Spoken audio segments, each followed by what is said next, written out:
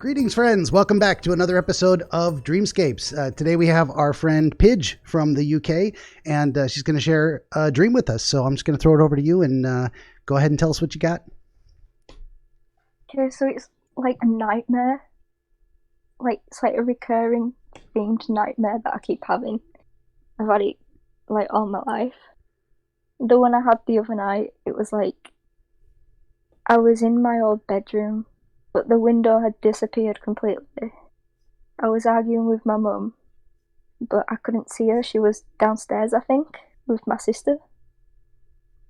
And everything was so out of place. All my toys were on the floor. There was furniture from the living room in my room. The shower was in there for some odd reason. I kept arguing with my mum over something. It's like something I've argued with her similar before. And then I kind of just got angry, locked the door because I was scared, but it kept unlocking. I eventually thought I'd locked it, finally, and just stood in the shower. There was no water coming out of it though. I could hear the water. I wasn't getting wet. And then, for some odd reason, the door just opened. My mum came in. She was holding a cleaver. And that was the end of the dream. Okay. Very good there. The thing is, though, she looked kind of dead. Okay. Like she had branches coming out of her. And her skin was like greeny, bluey, black. She was really skinny. Her fingers were like really long. Like spiders or something. Her eyes were like both dull but glowing at the same time. There were like a lot of colours. It was just very strange. Like her hair was like really wiry and oily. Okay. Yeah, that's a very scary representation there. Okay, so that is just the first description, and then we're just going to go back to the beginning. Okay, so we've been through telling it once, just kind of in what you could remember. We've been through it again, picking out some of these details. And usually roundabout now, I like to ask folks, having gone through it a couple of times, is there anything that stood out to you in the telling where you kind of had a moment of like, oh, that's important, or that means something, or any of those type of experiences happen? Your My toys? toys being thrown on the floor. And every single piece of furniture in the room being, like, in the house being there. Because I don't own any of those things anymore. They were all thrown out. And they were all either sold for drug money or sold, just gotten rid of. So you've had the real life experience of your own possessions or other items in the house being destroyed, removed, thrown away, or sold for drug money. So you've had what am I trying to say? So what sense of significance do you get to those things all being suddenly present in this room? How do you think that relates? I feel like it's everything I've lost. Because, well, I've lost my mother too, I suppose.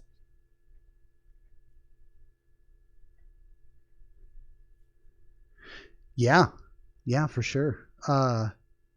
That was a thought that I'd had too, that there is some significance to these items being there. Certainly items from childhood, and then but I thought that was interesting. Yeah, there's like and then living room furniture, or at least one piece, but identifiable. This is out of place, and then definitely the window being missing and the shower being present, which is, say, your calming source of coping skill, and also kind of a safe place where you could, you're expected to lock the door and people won't bother you because you're doing bathroom stuff. So that also has a feeling of safety to it.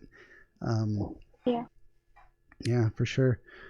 So I would say that's almost a very direct connection to, and I mean, you even use that word, so the things that you've lost coming back. That sounds, and it's not, what am I trying to say? It's not derogatory to say wish fulfillment, but there's this sense in you of wishing you had not lost things, wishing things had been different, or that things would come back to you that you're missing. If that makes sense. Yeah. You definitely get that feeling. Yeah. Well, anything else stand out to you specifically? I mean, before I start getting to making suggestions, I like people to point me at things that stand out to them. The way my mum looked. The way she looked? Yeah. Yeah, I mean, because of drugs, she'd lost a lot of weight and she was really skinny. Okay. And she always looked really pale. Yeah. That also seems like a real connection. And maybe it's personally, because of what my mum's done to me. Mm-hmm. Like, she's dead to me. I was thinking that too. Yeah, exactly. Like, or have you stopped living with her? Yeah, I live with my grandparents. Okay. So in a very real way, your immediate connection to her is severed in the sense of you're not in her house anymore. You're not living with her. So in some ways, yeah, that was the word that came to my mind, dead to you. But in this dream, she's like coming back from the grave to continue afflicting you. Maybe it's because like she's still alive, obviously. Sure. But well, she might die eventually because of the drugs. And she's still living that life. Yeah, she looks like death. Wow. Yeah. Yeah, but the thing is, she keeps coming back and somehow hurting me, and then disappearing. And this is in real life, you say? Yeah. Yep. I mean, now would probably be a good time to talk about a little bit more about the general theme and other dreams and how that theme has reoccurred. What could you tell me about that? Well, one of them I've had. It was like we were going swimming with my stepdad and my sister, and she decided she wanted to come. We ended up not going swimming. She said, "No, I want to go to the park." We ended up going to the park, but it didn't look like it should have been. It looked like a massive wooden maze, fortress kind of thing. It was really strange. And there was like corpses all around. Like the main person showing us around this maze thing. It was like a vampire, but a lot worse. Okay. I don't know how else to say that. Sure. So you had another dream where your mother kind of inserts herself and then takes over and takes you to another place that is scary and filled with unpleasant things. Yeah. I want to join you swimming. No, I decide we're changing plans. We're going to the park. And you're like, oh, okay, Mom. And then it's an unpleasant experience. She always took control of the situation as well. Like, we weren't allowed to decide. Wow, yeah. And she just has a very forceful personality like that. Or she's willing to throw a fit in other people. Very narcissistic. Oh, that is, yeah. No, I understand. That's rough. And so you, how long would you say you've been having these recurring dreams with the same theme of your mom coming in to make trouble? Since I was 6. Wow. That's a good 9 years. That's a long time. Yeah, that's like, and she's been a mess that whole time, this whole past decade, as far back as you can remember. Yeah, she's gotten worse though, and that's kind of when my dream started off with her being dead, rather than ending up dead. Gotcha. So that was early on. You say your dreams were more. She ends up dead, as in something goes wrong and it happens to her, but lately, or there was a change in your dreams and now she's already dead, but she keeps coming back. Yeah, it's like she betrays me, then she's dead. But now that she has actually betrayed me, yeah, she's just dead. Yeah, I mean, that makes a tremendous amount of sense too. That change in your real life circumstances being reflected in the dream. I think that's very, very accurate. It's like a story of some form. Like a connected story. For sure. Yeah. Yeah, definitely. Well, your real life experience is definitely playing itself out in your dreams, which is, I mean, broad strokes, that's what dreams are, is trying to figure out what we think or how we feel about what's going on in our lives. And sometimes those things can be actual physical experiences and we're trying to process them. Sometimes it can just be hopes, dreams, wishes, desires, and we're trying to figure out whether we want to give them legs and let them run in the real world, or whether it's not worth our time, or sometimes it's trying to decide, what do I really want? I've got these two paths in front of me. But a lot of times, yeah, it's looking back to the past. And so it sounds like the whole general theme of these things is trying to come to terms with the mother problem.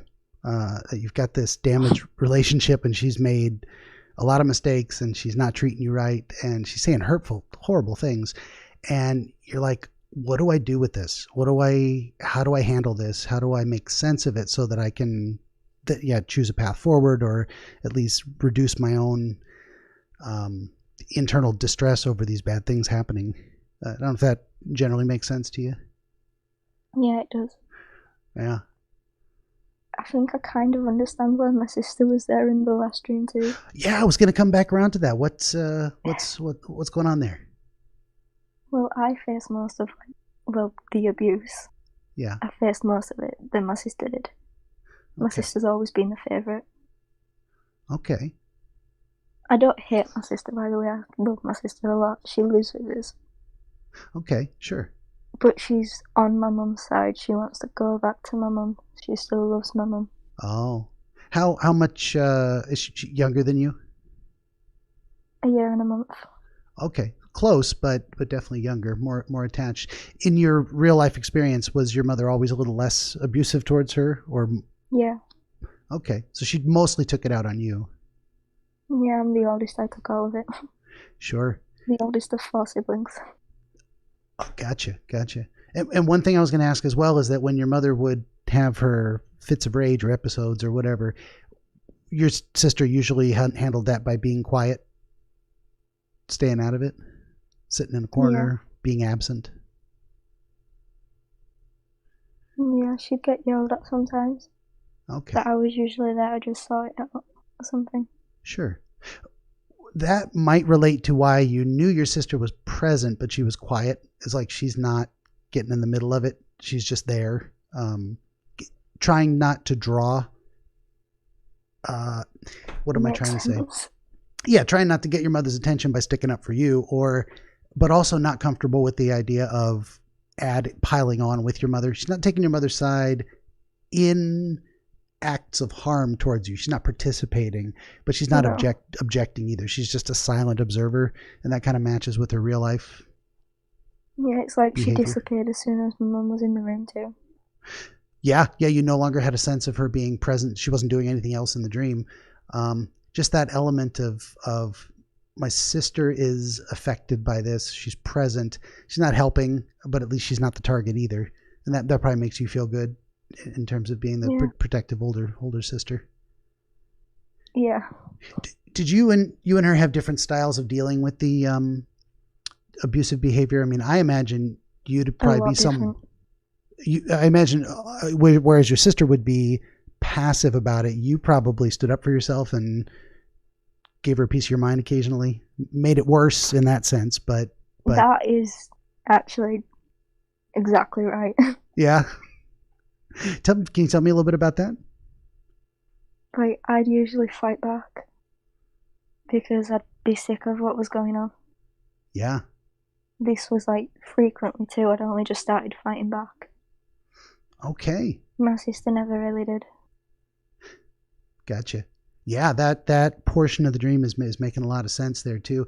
And in past dreams, has your mother shown up with a weapon, or is it usually just a threatening presence? Like, threatening presence. This was the only one she's had a weapon in. Yeah. And you said you recently started standing up for yourself a little bit more, and so my thought is your mind is imagining she's going to escalate.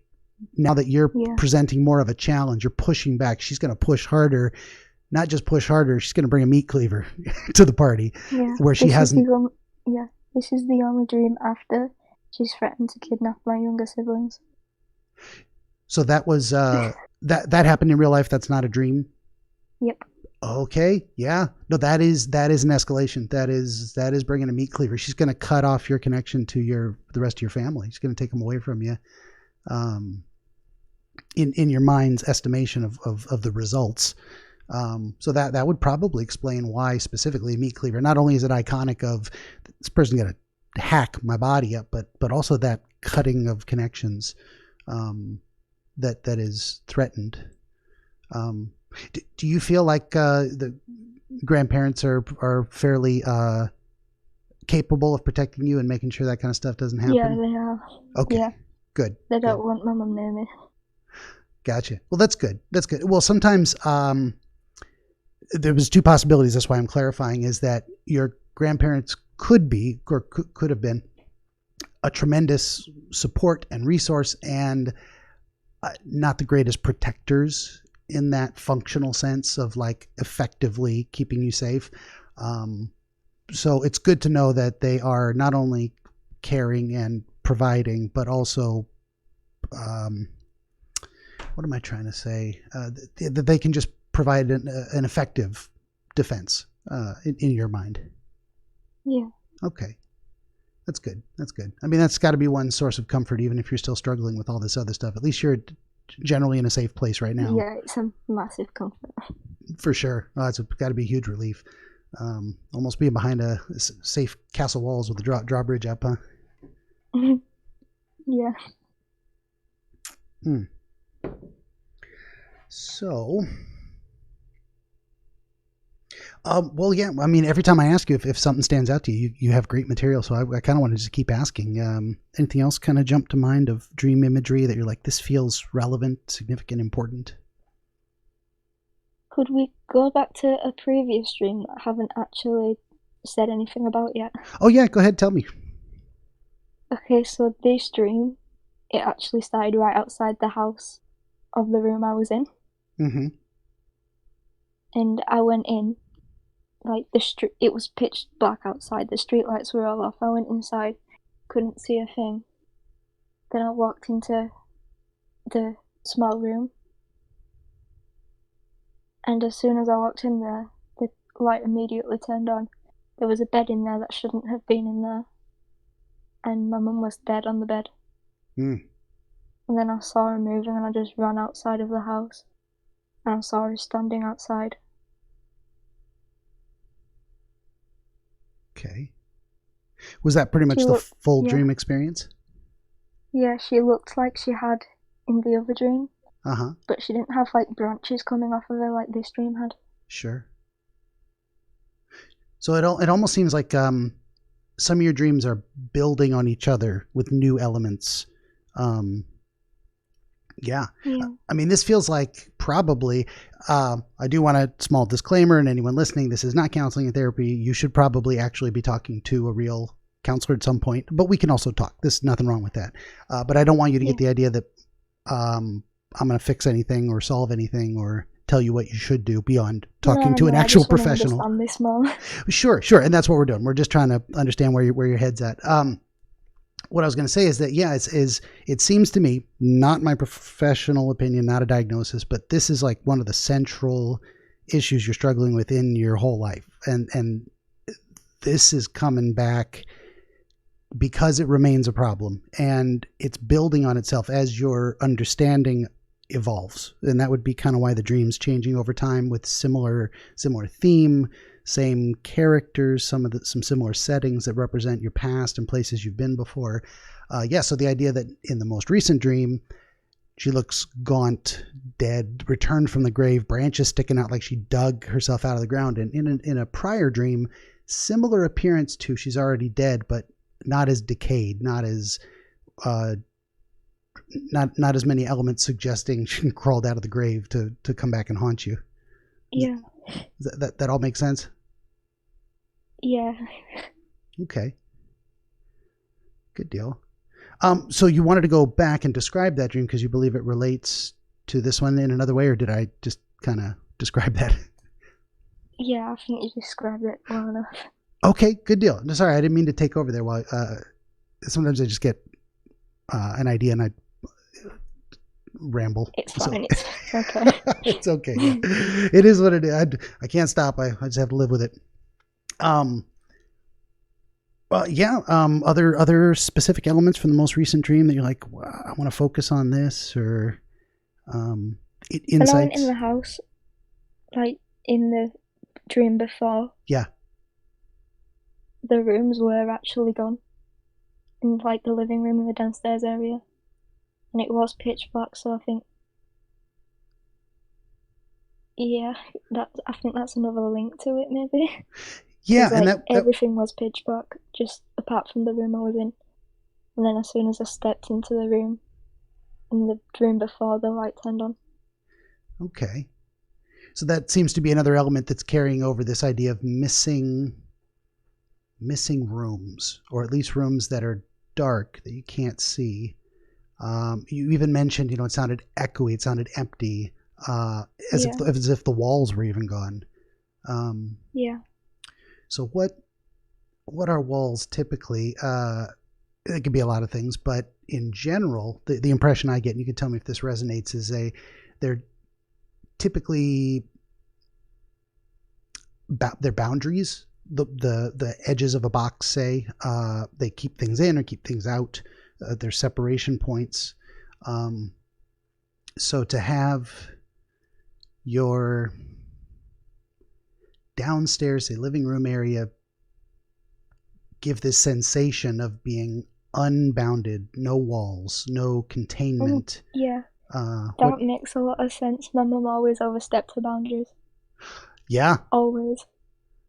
Yeah, and it can also say let other people see in, because walls keep people out as well. Walls say whatever's hidden behind them, other people can't see to intervene.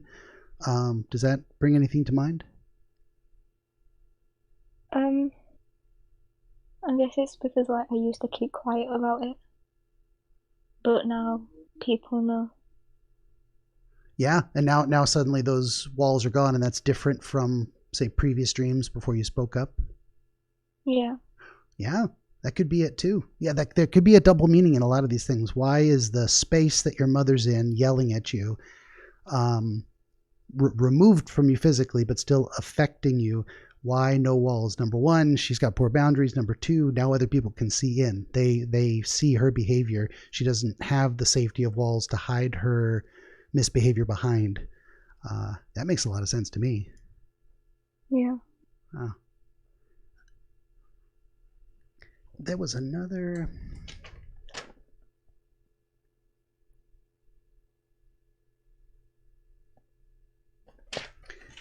Could barely read my own chicken scratch. So I should probably be wearing glasses, but instead I bought a 46-inch HD TV monitor, so it just has bigger words closer to my face. Because I don't want to wear glasses. I mean, no, there's nothing wrong with it. I don't wear jewelry or rings or anything. Like, I'm married. No, I can't stand things. I don't wear necklaces or anything like that. I just can't stand things attached to me. So the idea of I can only glasses, wear rings. That's it. I can't wear anything else. The feeling of glasses on my face is just, I just want to rip them off. It's so irritating, and I'm always smoothing the hairs away from my lips when they touch. I need to shave. Not completely. I'm keeping the beard. Is that an OCD thing? It might be. It's definitely. Well, I'm like legit autistic, diagnosed and everything. I think it's a tactile thing. My wife, and I won't say too much about her because I haven't asked her if it's okay to say, but I will say she's got a thing with sound. I have a thing with touch. We're both strange in our own unique way. So yeah, most typically expressed on me is, I can't wear jewelry of any kind, and glasses bother me. So what do? I'll just make a bigger monitor. That'll be a lot easier. I wore glasses when I was little. I hated them so much. Yeah, and it's not like I couldn't get used to it if I had to. And I have had pairs of glasses before where, like, nighttime driving in the rain, I do have a pair in my car just in case. But I just try not to go out at night in the rain if I don't have to. But if I have to, the glasses are there, Yeah. We actually, I think, touched on some of the bits that I make these little carrots next to things. I think there's just a few elements to me that stand out, and one is the locking the door. and having it be unsuccessful so many times. When you think back on that, what connection do you have, or what's your understanding now? Constantly trying to shut her out, but she always comes back. Yeah, that was one thing that I thought too.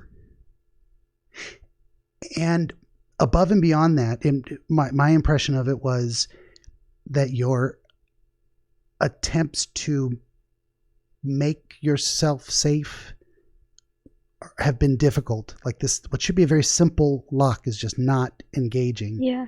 And that you've done it so many times that this seems like a significant experience in the dream. Not giving you advice necessarily, is saying, remember this feeling, this idea of so many attempts to lock her out, separate yourself from her. But more than that, it's like to solve the problem. If you could just get that lock to engage and she was shut out, you'd be okay. Yeah. And the dream is telling you, you've tried this a lot and it's just not working. And even when it feels like it works, finally it doesn't work. She breaks in again, which comes back around to your your original impression, which I think is absolutely correct. That feels right to me. So the dream's not telling you how to lock the door. It's just giving you a reminder of this experience, of where your anxiety is coming from, I guess, if that makes sense. Yeah, it's like what should have been a simple lock, it just wouldn't at all. Yeah. Why is this so damn hard? It's because, she is persistent. She's this movie monster that keeps coming back. You think she's dead. You think she's... It's almost like I heard some comedian talking about it, or I saw a Twitter post or something where it was like... when it looks like the hero killed the monster, but there's still 20 minutes left in the movie. You're like, wait a minute, something's going on here. That's exactly right. So the other thing that stood out to me was the interesting experience with the sound and the water, and related to the shower. Do any insights or thoughts come to your mind about that? I can't think of anything. Sure. But it's like in the previous dream as well, where I stepped in and the light just turned on. That's the same with the shower. Yeah. I just stepped in and the water turned on, but I couldn't see it. Yeah. And that's what I'm wondering is like, what does that represent? But part of it might be that what you were wearing. You were wearing, you said just black jeans, and those are your normal, whatever, you wear those in real life. But it was a plaid t-shirt, and it used to be your mom's. And yeah, that she'd let me wear a few times. And in real life, you've thrown that away as a representation of separation from her, like closing the door. I'm not going to wear her clothes anymore. I'm done with that. Yeah, well, like she'd taken it back, really. And I said, I don't want it anymore. You have it. Okay, gotcha. That is interesting. Maybe there was something about that experience of her, because there's not a tangent, but related to the general concept is kids want their parents' love. Of course we do. It's just completely normal.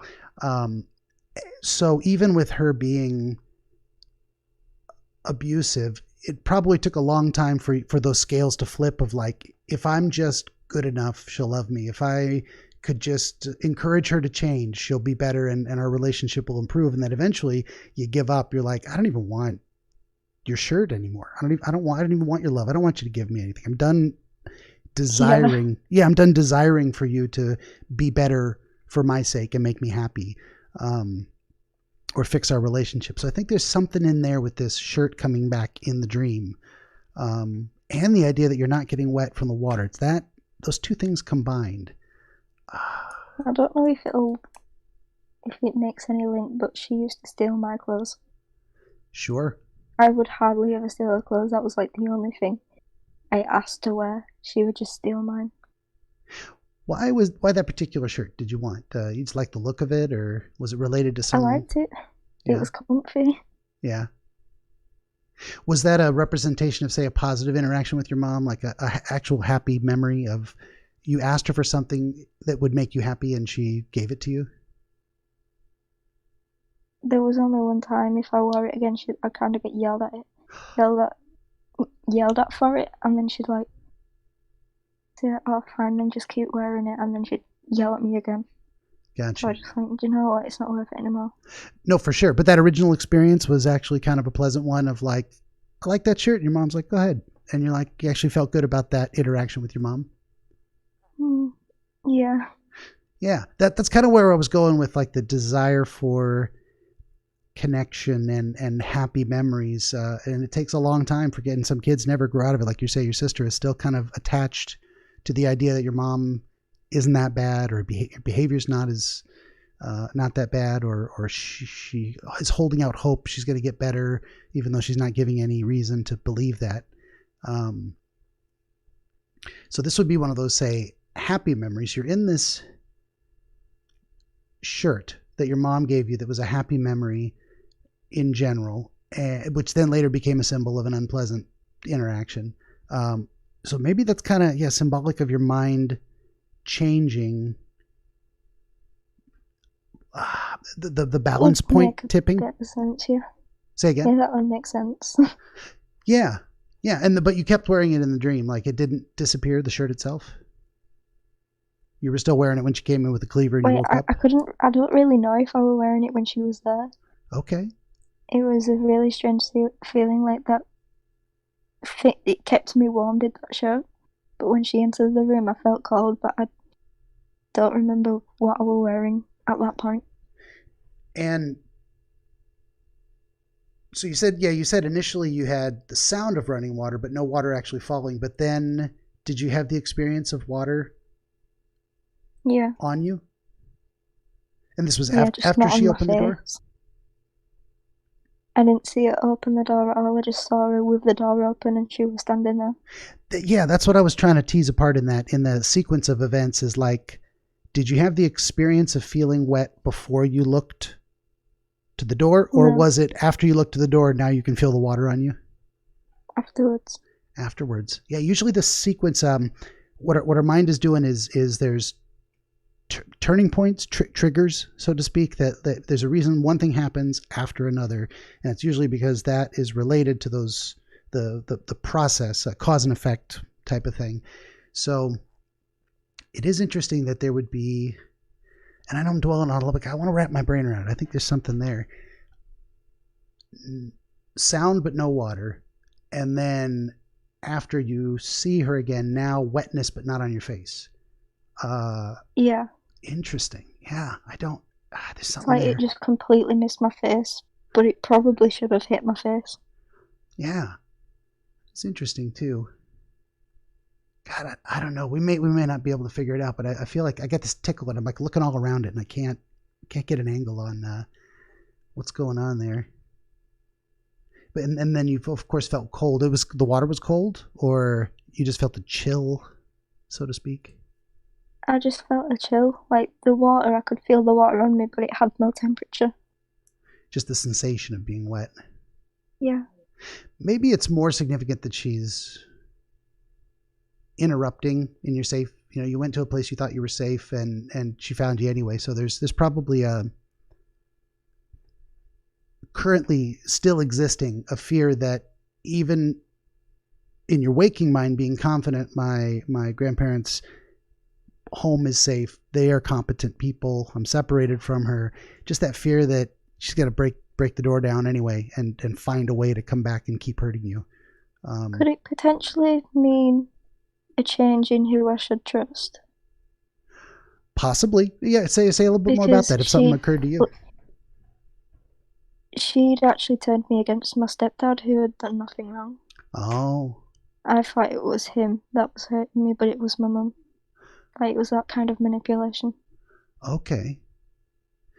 Yeah, that could be. And then as soon as she entered the room and showed what she looked like, it changed. Yeah. Yeah. What was it that made you... Something happened there in terms of your connection in your mind. Suddenly you thought of your stepdad and the idea of realizing she was really to blame for things you thought were his fault. What happened? She split up with him. Okay. Like, I think that's like in real life the turning point of how I kind of like slowly started to believe it was actually her that was wrong. Okay. Gotcha. Like, because they have 2 kids together, so he was always there. Yeah. He was nice a lot of the time. My mum started being a lot worse, very controlling. And it was her decline in being kind and increase in being more controlling that was part of their breakup? I don't really know why they did. Okay. They probably didn't bring you into their confidence about, here's our relationship issues, and this is why we're breaking up. Because I was quite young when it happened. Okay. I mean, they had gotten back together afterwards and split up. It's kind of off and on. For whatever reason. I don't know that one. Okay. The one before, I think it was like something to do with me because they were constantly arguing over me. Oh. Did it seem like he was trying to tell her to knock it off and behave yourself around you or towards you? I don't really know. Okay. You never overheard that content? I did, but I kind of just blocked it out. Okay. Because it upset me a lot. And it would. I mean, to have 2 people you want to care about arguing over you and making poor decisions, and the whole thing would just be a source of constant stress. Like, are they gonna fight again because of me? Are they gonna argue over me? Are they gonna take it out on me? Because I seem to be the subject of discussion here. What's gonna happen? That's a huge lack of stability and feeling of safety in your own home. Yeah. Not really sure how that's related to the experience in the shower. I know we already went over the idea that it was typically your safe space. It was a space your mom. I feel like it's maybe what I should believe. Like, is the water really running? Interesting. Because I can hear it. Yeah. But it's like I could only see it. I think I get your connection there. Yeah, a little bit more than I did before. But I don't know. I'm just really trying to figure it out now. No. That's good. Yeah. I'm stuck on it too. And there is that idea of hearing. So you've heard people arguing, you don't know what to believe. So that was the connection in your mind of like realizing you were getting bad information. You were hearing the wrong story about your stepdad in relation to your mom and the relationship difficulties in general. Yeah, and then I could finally see it, and I just blocked out those thoughts because they weren't real. Yeah. Or something. Yeah, the idea that you could hear these things, but you didn't have direct. And then I think the fact that I could actually feel it now. Mm-hmm. I know it's true, kind of thing, maybe. Yeah, no, that's good. You got there all on your own. I just kind of shone a light around this cave, and you found the corner. I think that's it. I think that's it exactly with the. Yeah. Especially that transition from the hearing but not seeing, and then seeing is believing, but it's like a kind of a verification. Like, did I see that with my own eyes? I'm just hearing stories. Now you can feel the water, but it's not. Why they're not hitting the face? That's another thing too. Maybe it's not obscuring. It's not running down your eyes. It's not affecting your ability to accurately observe. Yeah. But now you get this. Because the water is a feeling of relief. Maybe it's like I'm finally relieved that I can actually see what's going on properly. Yeah. My vision isn't obscured. My vision isn't messed up by the water. Yeah. I can still see, but I can see what's going on with it. For sure. And that's also, and and then that was kind of triggered by her appearance in the doorway. Hey, remember this threat? This threat is still here, but now I can see it, and now I can feel more clearly what's actually going on. Yeah, for sure. That's good. Nice. I'm having one of those moments where I'm like, wow, we got something there. Proud of myself for that. For sure. And this is why, what am I trying to say? Broad strokes. This is why these dreams happen, is because this is you talking to yourself. This is you taking these elements that are then represented by images, experiences, sequence of events, and you're trying to put it together. So I'm just kind of here to help. Like I'm not even, what is it? It's like we're building the house and I'm just doing the heavy lifting. You've got the design, you know where to put things, you know where they go, and you know what you want it to look like when it's done. So that's, for sure. Well, does anything else come to mind in terms of analyzing specific imagery or talking about experiences from the dream? I can't really think of anything else now. Sure. Yeah. And, some of these videos I do go on for 2 hours, but it doesn't have to. I'm perfectly happy with an hour-long talk or less. Whatever gets you to a place where you're like, I think I got a handle on this. I think I know what I couldn't see. I think I see it more clearly now. Yeah, you've helped me understand this so much more. Oh, thank you very much. I'm going to cry. I love that feeling. Okay, well, hey, let's wrap it up, and I'll let you get back to your day, but we'll talk for just a moment afterwards. Okay, good deal. Well, I'll just say to everyone, that's it for another episode of Dreamscapes. Thank you for joining us, and please like, share, subscribe. I'd really love to do this for my day job. I got a podcast website and all kinds of stuff in the descriptions. Hop in the Discord, say hello, and that's about it. Thanks for listening.